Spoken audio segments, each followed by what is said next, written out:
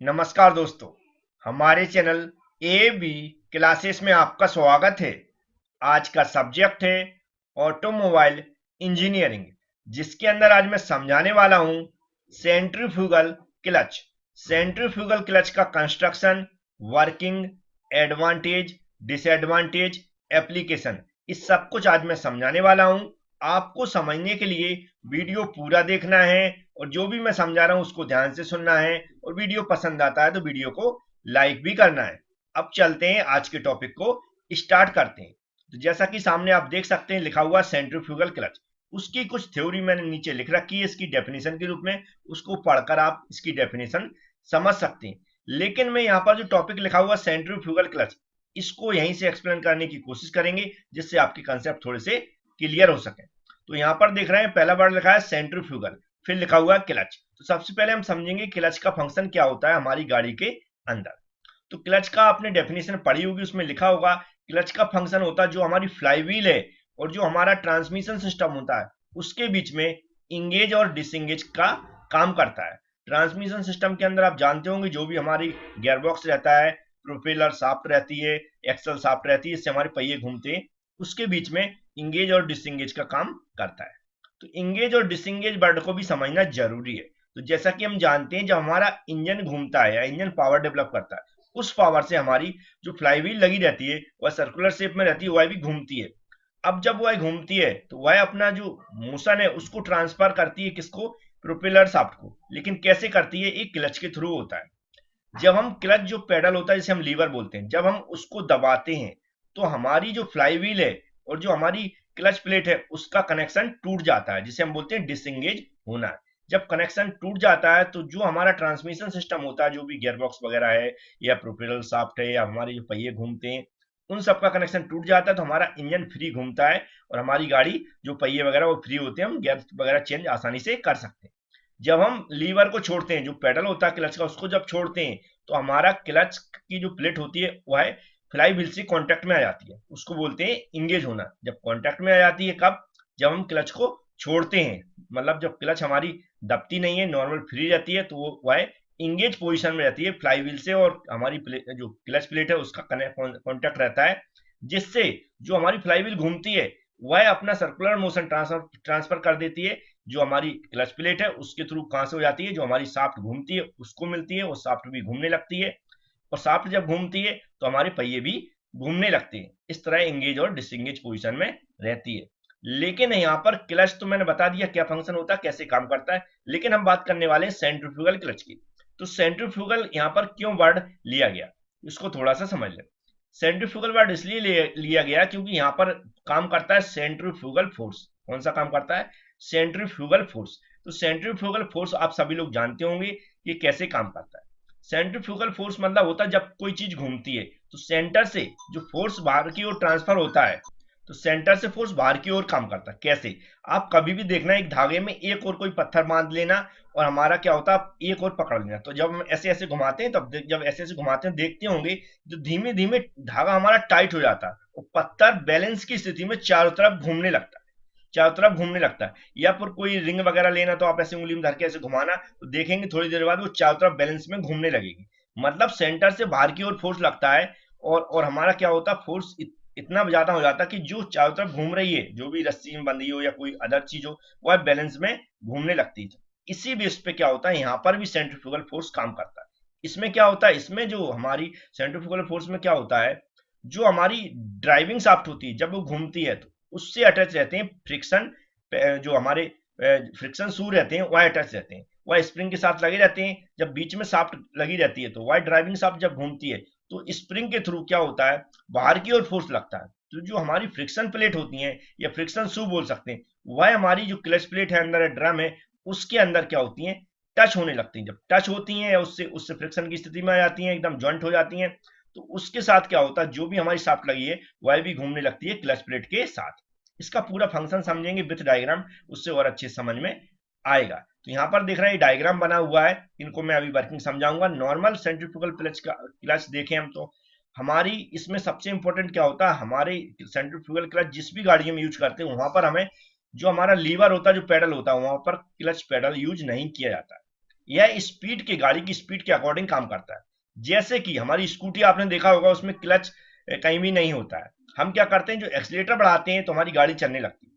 तो वही एक्सीलेटर बढ़ता है और कैसे टच होती है फ्रिक्शन प्लेट और कैसे काम करती है, यही मैं आगे समझाने वाला हूँ। समझ में आ गया होगा आपको, जहां पर हम एक्सीलेटर से काम करते हैं, ना कि क्लच प्लेट का यूज करते हैं। ब्रेक और एक्सीलेटर का यूज होते हैं। क्लच ऑटोमेटिक तरीके से अंदर ही काम करता है। वो कैसे काम करता है आगे मैं समझाता हूँ।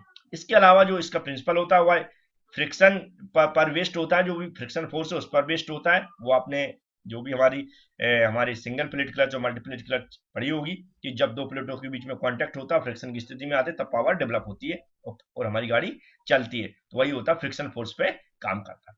अब चलते हैं डायग्राम को समझ लेते हैं। तो यहाँ पर आप सामने देख सकते हैं डायग्राम बने हुए हैं। इनको आपको एग्जाम में बनाना है। ये 2D डायग्राम है, 3D से भी अभी मैं समझाऊंगा, थोड़ा सा कंसेप्ट क्लियर रहूंगा, लेकिन इसके पार्ट्स को एक्सप्लेन कर लेते हैं जिससे आप थ्योरी एग्जाम में पढ़ सकें। यहाँ पर दिख रहा है स्पाइडर लिखा हुआ है। ये जो स्पाइडर बने हुए ये इधर दिख रहा है। ये हब टाइप के होते हैं। कैसे होते हैं? हब टाइप के होते हैं। एक लगा हुआ है, दो लगे हुए, तीन, चार लगे हुए हैं। ये दिख रहे हैं ये वाले, और जहां मैं एरो चला रहा हूँ वहां पर देखें ये वाले, ये हब टाइप के होते हैं। हब टाइप के मतलब इसके अंदर क्या होती है, जो हमारे जो फ्रिक्शन शू होती है, देख रहे हैं ये लगे हुए हैं, स्प्रिंग के साथ कनेक्ट रहते हैं फ्रिक्शन शू। ये इन्हीं हबों के अंदर लगे जाते हैं। इनको बोलते हैं हम स्पाइडर। याद रहे, स्पाइडर हब टाइप के होते हैं, चारों तरफ लगे हुए हैं। इनके अंदर जो हमारे फ्रिक्शन शू होते हैं वह अटैच रहते हैं स्प्रिंग के थ्रू, और कहां से? ड्राइविंग शाफ्ट के साथ। ठीक है। इसके बाद देखें तो दूसरा देखें, जो शू होते हैं इसको फ्रिक्शन शू बोलते हैं। यही काम करते हैं जो हमारी क्लच प्लेट रहती है उससे इंगेज और डिसंगेज का काम करते हैं। वो कैसे करते हैं मैं वर्किंग में बताऊंगा। ये यहाँ पर लगे हुए हैं, जो ऊपर दिख रहा है क्रॉस क्रॉस बना हुआ है, ये हमारे चारों लगे हुए हैं, ये फ्रिक्शन शू होते हैं। ये फ्रिक्शन शू का वर्क क्या है? ये पावर को ट्रांसमिट करते हैं क्लच प्लेट और हमारी डिसंगेज और इंगेज पोजीशन में यही आते हैं। यहाँ ड्राइविंग शाफ्ट लिखा है, जिसके थ्रू हमारे जो भी फ्रिक्शन शू ये पूरा सिस्टम चलता है। ये जब घूमता है तब हमारा फोर्स जनरेट होता है सेंटर पे, और वह बाहर की ओर लगता है, जिससे ये हमारी प्लेट लगी इनके बीच में फ्रिक्शन की स्थिति में आते हैं। ये बाहर जो जगह सर्कुलर स्थिति में सर्कुलर बनी हुई, ये है हमारी क्लच प्लेट, जो कि यहाँ पर लिखा हुआ है। क्या बोलते हैं? Clutch plate. ठीक है। किस पे लगी जाती है? ड्रिवन शाफ्ट पे लगी जाती है। किस पे लगी है? ड्रिवन शाफ्ट पे लगी जाती है, जो यहाँ पर देख सकते हैं, इधर भी देख सकते हैं और इधर भी देख सकते हैं। ये ड्रिवन शाफ्ट बनी हुई है यहाँ बाहर की, और ड्रिवन शाफ्ट ये है, इस पे कनेक्ट रहती है। ड्राइविंग शाफ्ट कौन सी रहती है? ये वाली रहती है जो इसके अंदर लगी। ये कौन सी? Driving shaft. स्पाइडर यहाँ पर यहाँ पर दिखाया गया इस तरह का। ठीक है। ये साइड व्यू है, ये हमारा फ्रंट व्यू है, याद रखें। एक कवर प्लेट क्या होती है? पूरी चारों तरफ से कवर प्लेट कवर करके रखती है, इसकी सुरक्षा करके रखती है। पूरा जो क्लच का सिस्टम होता हुआ है कवर प्लेट के अंदर होता है। ये फ्रिक्शन लाइनिंग यहाँ पर देख रहे हैं। फ्रिक्शन लाइनिंग मतलब होता है जो क्लच प्लेट है इसके बीच में जो फ्रिक्शन की स्थिति अच्छे कांटेक्ट हो, परफेक्ट, इसलिए फ्रिक्शन लाइनिंग बना दी जाती है। इससे क्या, जो फ्रिक्शन जब इनके बीच में कांटेक्ट हो तो अच्छा ग्रिप बने। तो ये इसके पार्ट से वर्किंग समझेंगे, ध्यान से समझें। ठीक है। पहले इससे वर्किंग समझाने से पहले मैं एक 3D डायग्राम दिखा रहा हूँ, उसको समझ लें। यहाँ पर हम दोनों डायग्राम एक साथ दिखाने की कोशिश कर रहे हैं, ध्यान से सुने। अभी मैं सब कुछ पार्ट समझा चुका हूँ, जो कि यहाँ पर भी लगे हुए हैं। ये लगे हुए हैं तो फ्रिक्शन शू लगे हुए हैं, ये देख रहे हैं जहां पर मेरे चलो, ये फ्रिक्शन शू लगे हुए हैं। ये हमारी ड्राइविंग शाफ्ट है। इधर की ओर देखेंगे तो ये वर्किंग की स्थिति में, ये है हमारी डिसंगेज की स्थिति में, ये है इंगेज की स्थिति में। दोनों को ध्यान से समझे। अब हमने क्या किया, मान लो स्कूटी स्टार्ट कर ली है। स्कूटी स्टार्ट की है तो हमारी गाड़ी आगे क्यों नहीं बढ़ती है? ठीक है। कब बढ़ती है? मतलब स्टार्ट हो गई, शाफ्ट घूमना, ये वाली ड्राइविंग शाफ्ट घूमना स्टार्ट हो गई। ठीक है। धीमे धीमे फोर्स आगे की ओर लगता है, लेकिन कब? जब स्पीड बढ़ाते हैं। जब हम स्पीड बढ़ाते हैं, यहाँ पर जब ये स्पीड बढ़ाती है तो ये बाहर की ओर फोर्स लगाती है। कहाँ? सेंटर पे। ये जो अटैच रहते हैं, ये दिख रहे हैं यहाँ पर शू लगे हैं, इसके साथ स्प्रिंग लगी जाती है। तो स्प्रिंग को क्या करती है? बाहर की ओर फोर्स करती है। अब स्प्रिंग का फोर्स है ऑलरेडी, क्योंकि इसको अंदर की ओर खींचती है। जब स्प्रिंग के फोर्स से अधिक फोर्स हो जाता है, कौन सा? सेंट्रीफ्यूगल फोर्स की मात्रा अधिक हो जाती है। ये जो फ्रिक्शन ये दिख रहे हैं, ये फ्रिक्शन शू, ये बाहर की ओर खींचने लगते हैं।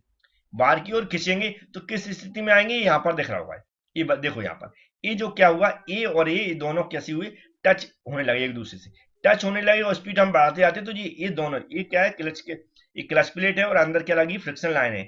उनके और जो हमारी इसके बीच में फ्रिक्शन लाइन बनी हुई शू के ऊपर, ये दोनों अच्छी ग्रिप बना लेते हैं और हमारी गाड़ी स्पीड से चलने लगती है। ठीक है। समझ में क्या आया?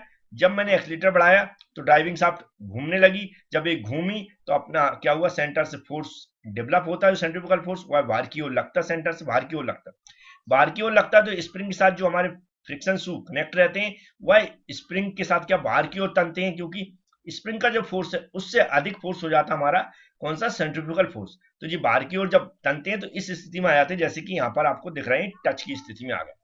ये जब टचिंग की स्थिति में आ जाते हैं तो हमारी गाड़ी चलने लगती है। और जैसे जैसे मैं स्पीड बढ़ाते रहते हैं, मतलब स्पीड बढ़ाने का मतलब जो हमारी ड्राइविंग शाफ्ट की स्पीड बढ़ती है तो सेंट्रीफ्यूगल फोर्स की मात्रा बढ़ती रहती है, और जो हमारा क्लच प्लेट है तो इनके बीच में अच्छा कॉन्टेक्ट ग्रिप बनती है, मतलब अच्छी तरह एंगेज की पोजीशन में आते हैं और हमारी गाड़ी तेजी से चलने लगती है। जैसे हम ब्रेक लगाते हैं, एक्सीलेटर कम करते हैं, तो वहां पर आप क्या देखते हैं हम, कि हमारे सेंट्रीफ्यूगल की जो फोर्स है उसकी जो क्वांटिटी है कम होने लगती है, क्योंकि ड्राइविंग शाफ्ट की स्पीड कम हो जाती है एक्सीलेटर कम करने से या फिर ब्रेक लगाने से।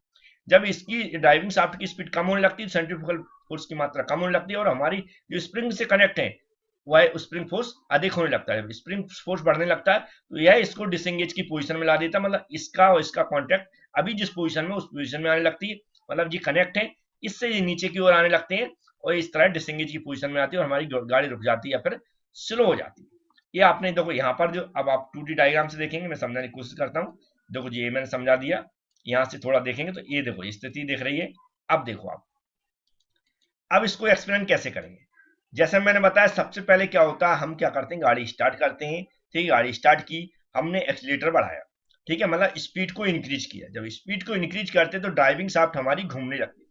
जब इस ड्राइविंग शाफ्ट घूमती है, ये वाली जो यहाँ पर देख रहे हैं, जब ड्राइविंग शाफ्ट घूमती है तो जो स्प्रिंग लगी, इस स्प्रिंग पे फोर्स लगेगा बाहर की ओर।